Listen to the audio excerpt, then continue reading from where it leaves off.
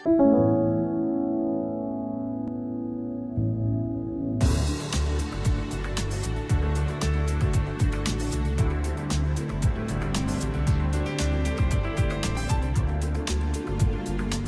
à votre émission Si différent, si pareil en affaires, une émission qui vous permet de découvrir des entrepreneurs de divers horizons.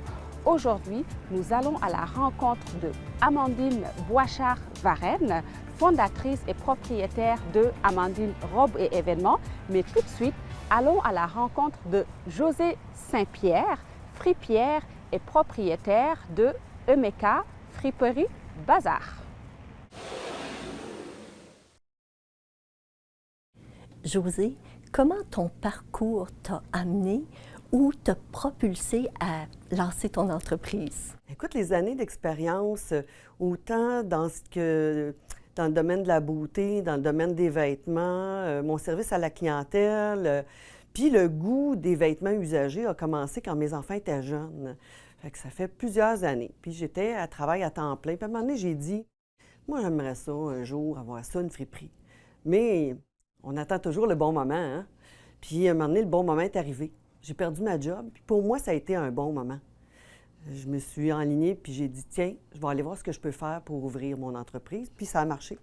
Fait que j'ai fait progestion, je suis sortie mention entrepreneur, puis j'ai décollé dans la même année. Oui. Tu veux-tu me parler un peu plus là, de cette perte d'emploi-là, puis comment ça t'a propulsé là, dans ton lancement? Bien, en fait, je m'y en attendais pas. Moi, j'étais conseillère aux ventes automobiles. Puis du jour au lendemain, on m'a dit, on m'a remercié. Puis là, j'étais décontenancée. Mais je me suis dit, tiens, au lieu d'être décontenancée, on fait de quoi avec ça? Fait que pendant le week-end, j'ai pensé à ça, parce que c'est arrivé le vendredi à 5h moins quart. Et le lundi matin, j'étais au chômage. Puis j'ai dit, moi, je voudrais savoir si je peux être une bonne entrepreneur. Et puis, on m'a inscrit à la BDA avec Progestion. Puis, suite à ça, au mois d'août, je louais mon local, puis au mois d'octobre, j'ouvrais la boutique. Fait que ça s'est vraiment fait très rapidement là, dans cette année-là. Ouais. Parle-moi un petit peu plus là, de ton produit, ton offre. Ce que j'offre, moi, c'est... Mon doux, c'est tout pour se sentir belle, finalement. Tu sais, autant les vêtements que les accessoires. Fait que je me dis, quelqu'un qui rentre ici, qui a besoin de se sentir à son maximum, parce que peu importe le travail qu'on fait, si le matin, l'image de notre miroir ne reflète pas là, vraiment la confiance en nous autres, là, on ne performe pas. Et ça, je l'ai prouvé pendant des années. Tu sais, on a besoin de... On se regarde, là, si on se sent belle, là, Caroline, la journée est totalement différente, même si on fait du télétravail. C'est ça. Fait que moi, bien, j'aide ces femmes-là qui veulent se sentir à leur maximum. Je les aide à se trouver des beaux vêtements, puis j'ai tout ce qu'il faut pour agrémenter leur garde-robe de extra small à 3X. Fait que...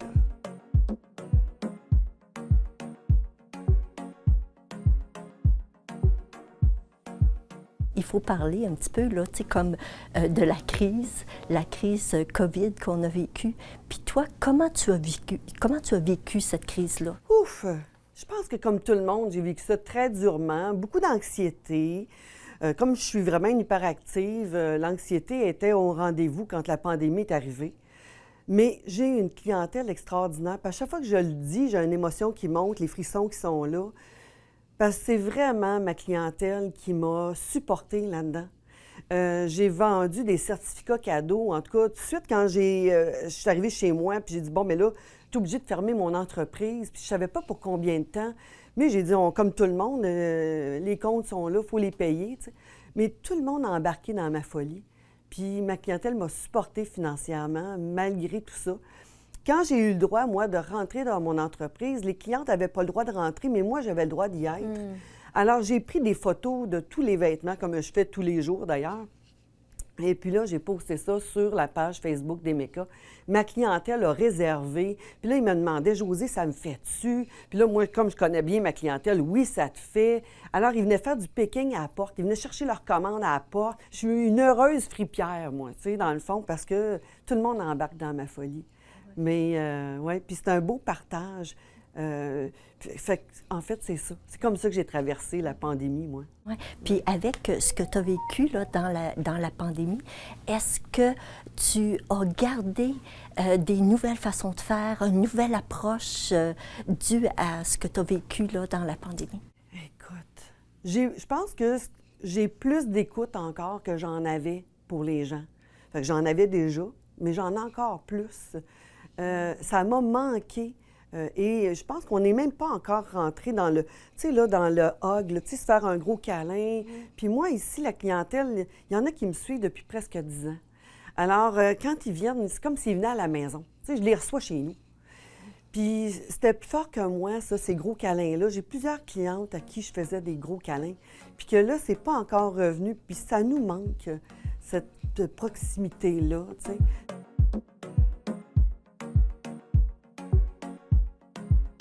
Puis, en quoi ton modèle d'affaires te différencie de tes compétiteurs?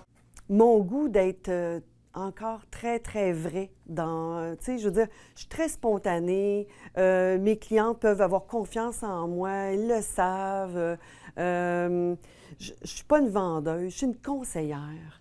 Fait que les gens rentrent ici avec une certaine quiétude, tu sais, puis comme une euphorie de dire hey, je m'en viens voir ce qu'elle a de beau, découvrir ses trésors, puis me faire aider, puis partager. Parce que c'est un partage. Tu sais, puis moi, j'ai vraiment beaucoup de proximité là, avec ma clientèle. Ouais. Puis aussi, par rapport à tes vêtements, ton modèle d'affaires qui te différencie. Je suis là pour les accompagner. Fait qu'il y a tout, tu sais, à partir du fait que je magasine pour eux autres, j'entretiens les vêtements, je les offre à l'état neuf, puis après ça, je les aide en plus. Fait que c'est vraiment ça, mon modèle d'affaires, en fait.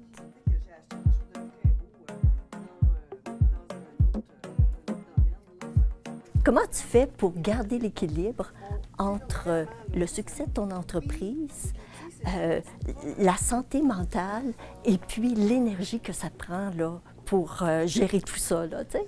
En fait, plus l'entreprise a de succès, plus j'ai dû me réinventer. Plus j'ai dû prendre des dispositions pour pouvoir faire mon ouvrage à la maison, me reposer. Fait que maintenant, moi, je poste tous les matins une quarantaine de photos. En fait, j'habille tous mes mannequins tous les jours de nouveaux vêtements. Puis le matin, vers 6h30, 7h, je publie sur la page d'Emeka toutes les nouvelles photos. Et là, les gens m'écrivent. Mais avant ça, moi, je rentrais ici très tôt le matin et là, je changeais tous les mannequins. Puis là, après ça, j'envoyais les photos. T'sais? Fait que j'envoyais des photos, des fois, il était rendu midi, 1h, il était trop tard. Puis ça me gardait tout le temps, tu sais, que j'étais ici depuis de bonne heure le matin, donc j'avais pas le temps d'être chez moi. Puis comme je fais à peu près 20-25 brassées de lavage par semaine, ben oui, je suis la spécialiste du lavage, bien ça faisait que j'y arrivais plus, là. Tu sais, je me couchais tard, je me levais tôt, j'avais pas d'équilibre. Alors, j'ai dû me réinventer. Fait que durant la journée, maintenant, je prends les photos qui vont paraître le lendemain matin pour la nouvelle vitrine. Fait que le jour, les gens, des fois, rentrent ici puis ils me voient, je suis en train de changer les mannequins. Tu sais? Fait que, puis là, bien, de ce temps-là, ça me permet, cette manière de fonctionner-là, de faire le lavage à la maison. Fait que je peux faire mes 5-6 brassées le matin, puis d'en faire une coupe le soir. Parce que moi, chez moi, c'est une deuxième job. La deuxième partie est là, en fait. J'ai une grande partie de chez moi qui sert avec les rackings, les fans pour sécher, les déshumidificateurs. Tu sais, c'est comme vraiment une partie de ce que vous voyez ici. Fait en faisant ça comme ça, bien, ça m'a amené de pouvoir me reposer. C'est pour ça que j'ouvre tard. Moi, j'ouvre jamais avant 11h midi. Parce que, justement, il y a une partie de l'ouvrage qui se fait à la maison. Ouais. Puis, quelles ont été les étapes clés pour avoir cette reconnaissance-là des clients? Parce que moi, je suis une cliente à toi, puis je te connais depuis longtemps. Et puis, quand je suis venue dernièrement dans ta boutique, tu étais aussi pétillante que le début, là. Alors, ça a été quoi les étapes clés pour acquérir cette reconnaissance-là de ta clientèle? Et de un, la première chose que je dirais à ça, c'est que je suis vraiment sur mon X. Quand on est sur notre X, c'est une passion, hein? Mais tout me passionne dans ce que je fais. Autant mes achats mon lavage, ma mise en marché, mon service à la clientèle, aider les gens. Fait que, tu sais, ça remplit tous mes besoins. Fait que c'est pour ça que je suis encore sur mon X. Ouais. Ça a été quoi ton parcours qui t'a amené ou qui t'a propulsé à venir t'installer ici puis à ouvrir ton entreprise? Alors moi, là-bas, je suis infirmière clinicienne depuis 20 ans.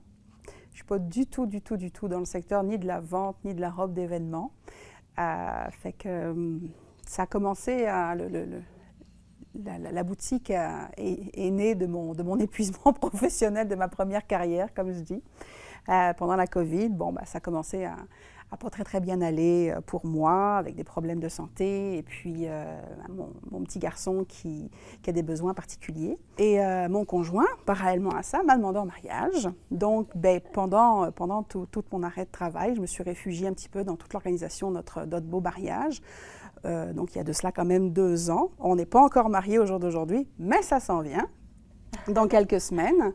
Et puis, j'ai découvert cet univers-là. C'est la robe d'événement, tout ce qui allait avec le côté organisationnel, l'événement de vie. Et puis, j'ai commencé un petit peu à travailler sur organisatrice de mariage, des choses comme ça. J'ai commencé à me renseigner.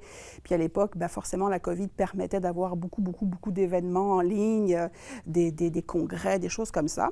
Fait que pour m'occuper, j'ai commencé un petit peu à regarder ce qui se faisait. Et puis, la petite graine a germé, tranquillement pas vite. Et j'en suis arrivée à, quand moi-même j'ai voulu organiser mon mariage et puis le choix de ma robe, tout le monde disait, il faut aller à Montréal, il faut aller à Montréal. Je dis, pourquoi il faut aller à Montréal? Tu sais, on est capable de faire en région aussi des belles choses, là. Et puis, écoute, vraiment sans savoir, je ne pourrais pas expliquer réellement comment je suis arrivée ici. La seule chose que je peux dire, c'est que j'ai vraiment eu 2 chemins devant moi. Le premier, c'était vraiment de comprendre ce qui se passait au niveau de ma carrière, puis d'accepter que c'était fini, pour des raisons familiales, en lien avec mon petit garçon, pour des raisons diverses. Mais moi, j'arrête pas de travailler comme ça, il faut m'occuper, là. Pour moi, je suis jeune, fait que OK, mais qu'est-ce que je fais? Et puis, le mariage, donc ce deuxième chemin qui s'est ouvert à moi, puis qui, lui, par contre, est allé vraiment très vite. À partir du moment où j'ai commencé un peu à mettre le pied dedans, j'ai eu une très belle équipe d'Entreprendre Sherbrooke. Les portes se sont ouvertes à vitesse grand V. Je crois que l'entreprise a émergé, puis j'ai ouvert 4 mois après. Donc, ça a vraiment été 2 chemins devant moi. Le premier, c'était arrêter ma carrière, puis de faire tout ce qu'il fallait en lien avec ça, de comprendre, puis pas d'arrêter non plus sur un coup de tête. Je voulais pas devenir cette infirmière qui était plus capable d'écouter, de prendre le temps avec les patients. Ça demande beaucoup d'énergie, ces métiers-là. Mais j'aime m'occuper des gens. Fait que je continue à m'occuper des gens, mais cette fois-ci dans des moments heureux. Donc, parfois, on me dit « Ouais, mais t'es entrepreneur. » Moi, je n'étais pas du tout entrepreneur non plus. Fait que j'ai découvert un petit peu cette bosse-là. Et, mais c'est ça. Fait que j'ai réussi un petit peu à retrouver toute ma carrière que j'avais faite, les points forts, les domaines que j'avais aimés. Je me rends compte maintenant, on est pratiquement à 1 an de l'ouverture de la boutique, que j'ai des corrélations entre ma carrière que j'ai eue et puis ma carrière que j'ai maintenant. Et voilà comment j'en suis arrivée à devenir infirmière clinicienne, entrepreneur, puis ouvrir ma boutique en plein centre-ville de Sherbrooke, en plus de robe d'événements. Incroyable.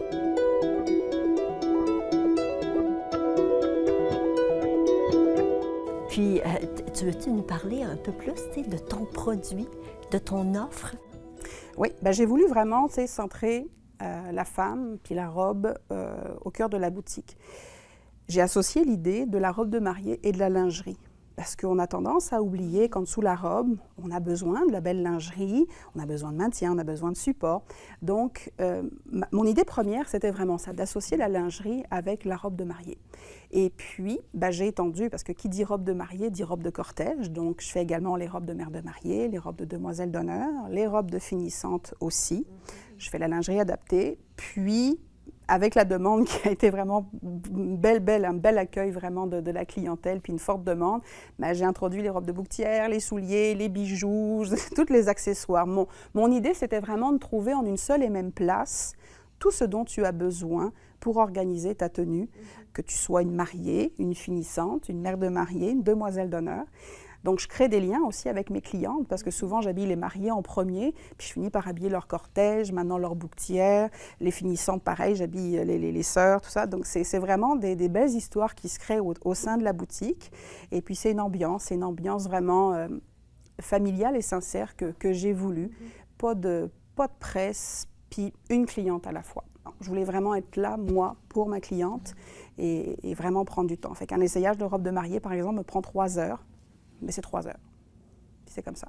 Une cliente à la fois. Une cliente à la fois. Une cabine d'essayage. Une cabine d'essayage. On a réfléchi longtemps avec les équipes d'Entreprendre Sherbrooke, savoir si on en faisait une deuxième. Puis j'ai tenu mon bout, j'ai fait non, j'en ferai pas une deuxième.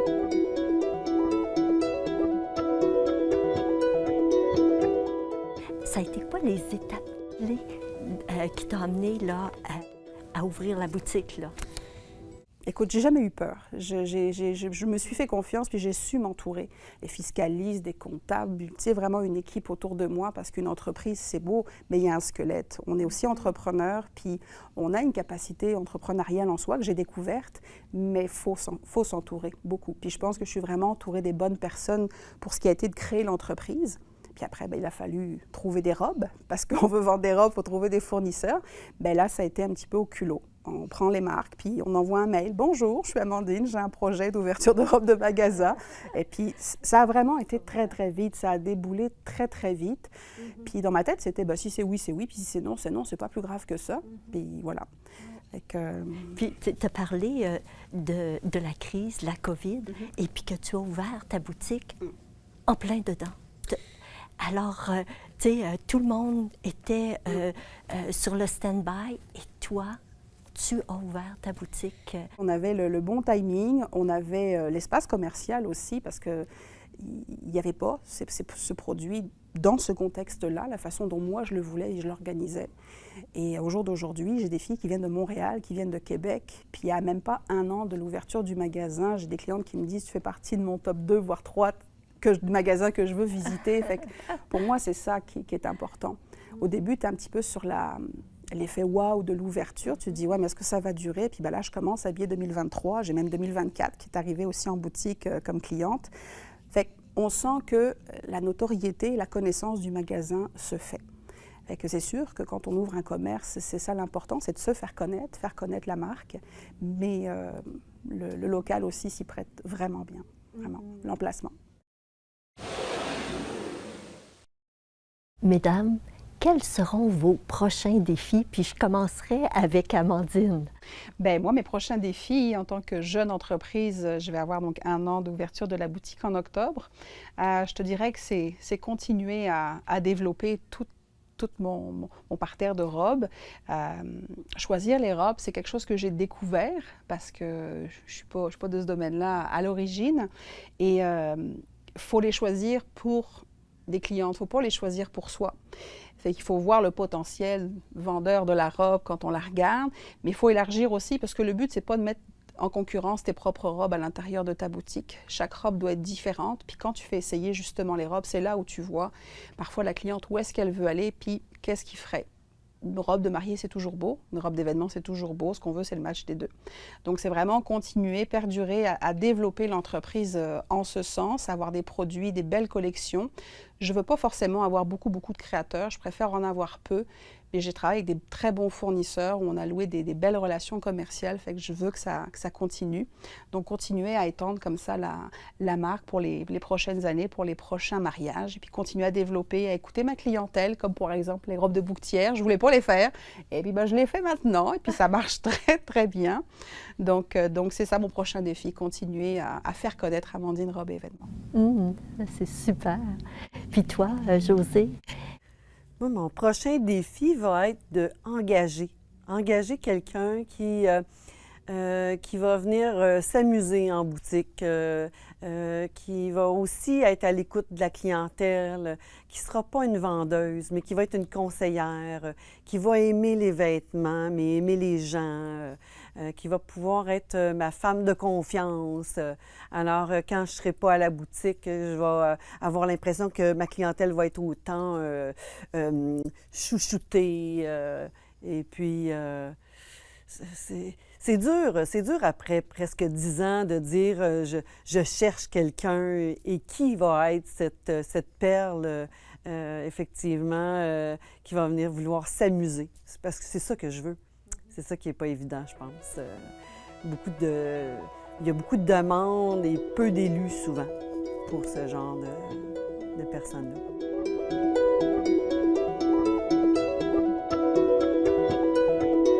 Ça serait quoi la qualité d'un entrepreneur selon toi, là?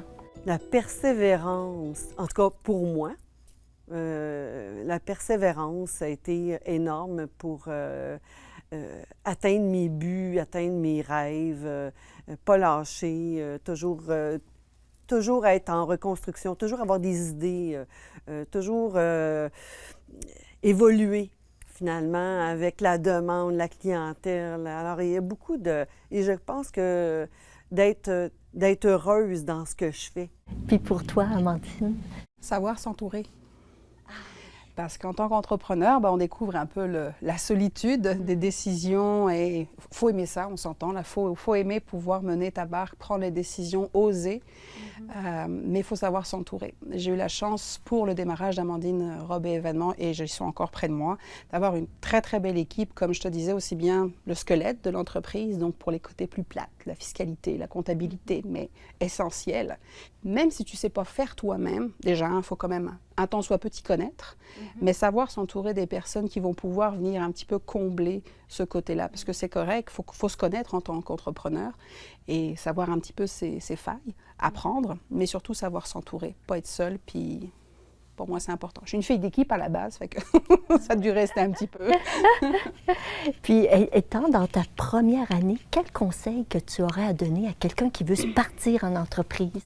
Si au moins je peux être celle qui représente la possibilité, pas forcément de devenir entrepreneur, mais de se choisir soi-même, puis de se dire, OK, là, il y a quelque chose qui ne fonctionne plus, puis d'accepter ces moments-là. Moi, comme j'ai un épuisement professionnel, faut l'accueillir, faut le laisser aller. Puis ça, moi, au début, c'était non, là, tu durcis, tu veux pas, tu combats, puis à un moment donné, ton corps te parle, puis là, c'est lâche la plug, puis c'est fini. Bon, c'est correct. Puis à un moment donné, on finit par te convaincre, et puis tu finis par accepter, puis comprendre que, en fin de compte, il faut en passer par là. Fait que pas être l'exemple, mais être celle qui représente peut-être, on peut le faire. C'est pas évident, mais on peut le faire. Et puis toi, Josée, après 10 ans de service, ça serait quoi le conseil que tu aurais à donner à quelqu'un qui veut se partir en entreprise? Il faut d'abord savoir rêver, je pense. Et après ça, se faire confiance. Puis oui, comme dit Amandine, s'entourer des bonnes personnes, aller chercher aussi de l'information, mais il faut aussi se faire confiance beaucoup. Mais c'est tellement le fun. C'est tellement le fun. Pour moi, maintenant, je ne voudrais plus jamais retourner en arrière. Je suis tellement bien d'être mon entrepreneur. Ouais. Puis, Josée, toi, est-ce que tu aurais une anecdote à nous partager? Hey! Moi, avant la pandémie, là, il m'est arrivé tout un avariat. Je me suis cassé un genou. OK. Et puis, c'était un dimanche. Et puis moi, la boutique est ouverte du mercredi au samedi. Mais je n'ai pas manqué une journée d'ouvrage. J'ai eu quelqu'un qui est venu me chercher, m'aider à m'habiller tous les matins à la maison chez moi, parce que c'était au mois de novembre, on mettait des bottes. Oui. Et puis, écoute, venait me porter chez moi le soir. J'ai eu quelqu'un tous les jours, matin et soir, des amis, des clientes qui se sont relayés, aller faire mon épicerie, ils sont venus avec moi. Ça a été extraordinaire. Fait que c'était tout. Quand c'est arrivé, j'étais là, non, je peux pas, ça peut pas m'arriver, je suis pas capable, je peux pas vivre ça. J'étais dans tous mes états.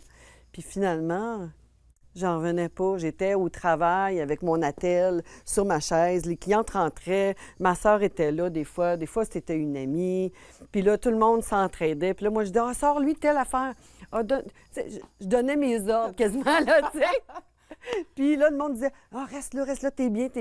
Mais sérieusement, j'en reviens pas de tout l'appui que j'ai eu, malgré le fait que je m'étais cassé un genou. Fait que c'était wow! Puis c'est juste après ça que la COVID est arrivée. Oui, effectivement. Là, la COVID est arrivée et puis fermeture. Mais sérieusement, moi, la fermeture, écoute, ça a été extraordinaire. Ça s'est vraiment bien passé parce que les gens m'ont encouragée autant au niveau des achats de certificats et finalement, je m'en suis très bien sortie. La boutique va bien, puis moi aussi. Super. Puis pour toi, Amandine? Moi, c'est ma cabine, ma fameuse cabine d'essayage. À la base, l'endroit dans lequel on est, là, ça devait être justement 3 cabines d'essayage. J'avais prévu les plans, oui, on fait 3 cabines, tout ça. Puis, c'est ça, l'entreprise a 400 mois, pas plus, là, pour ouvrir la boutique, là. Puis, il y avait ma salle de mes toilettes, en fait. Fait que j'ai vu avec mon propriétaire, puis on a détourné, en fin de compte, la salle qui devait être un petit peu une mini-salle de repos. Puis j'ai dit, on va prendre cette salle-là en attendant, puis je vais en faire une cabine d'essayage. On va décaler les toilettes dans l'autre place, puis dans les toilettes, je ferai ma zone de stockage. Tant pis, à la base, ça devait être uniquement les toilettes pour les clients. Bon, OK, faire vire de bord, mais agence une salle de stockage pour les toilettes. La cabine d'essayage a pris naissance dans la salle de pause. Et c'est resté ainsi, parce que j'ai une énorme cabine d'essayage, les filles adorent ça. Et j'ai fait une grosse croix sur mes 3 cabines d'essayage, je garde ça. Le salon, les filles aiment ça, on a toute une mise en scène quand la mariée sort, puis tu l'installes sur le podium, ferme nos yeux, comme ça les gens ouvrent, puis whoop, découvrent la mariée ou la demoiselle d'honneur, peu importe, ou la finissante. Fait que c'est devenu un peu aussi la marque de commerce, le fonctionnement d'Amandine Robe Événement, fait que les clients passent leur temps à fermer leurs yeux, à ouvrir. puis c'est ça que je voulais aussi, c'est selon moi, puis là c'est vraiment mon expérience personnelle de future mariée qui parle, le choix de ta robe, c'est le moment, un souvenir que tu vas garder dans toute l'organisation de ton mariage et tout ce que ça veut dire derrière cette journée-là, c'est ta journée. On s'entend, on ne laisse pas nos maris de côté, ni nous tout comme notre cortège, mais c'est vrai que la mariée, c'est quand la mariée rentre, c'est oh là là. Fait que déjà là, il faut arriver à amener ce petit clin d'œil-là, puis vivre cet événement-là. Fait que c'est comme ça que moi, je voulais le vivre, que j'aurais aimé le vivre. Fait que je le fais pour mon commerce, pour mes clients. Bien, en tout cas, je vous remercie toutes les deux. Puis vous m'avez fait rêver. Puis je suis vraiment heureuse d'avoir cette belle boutique Glamour au centre-ville de Sherbrooke.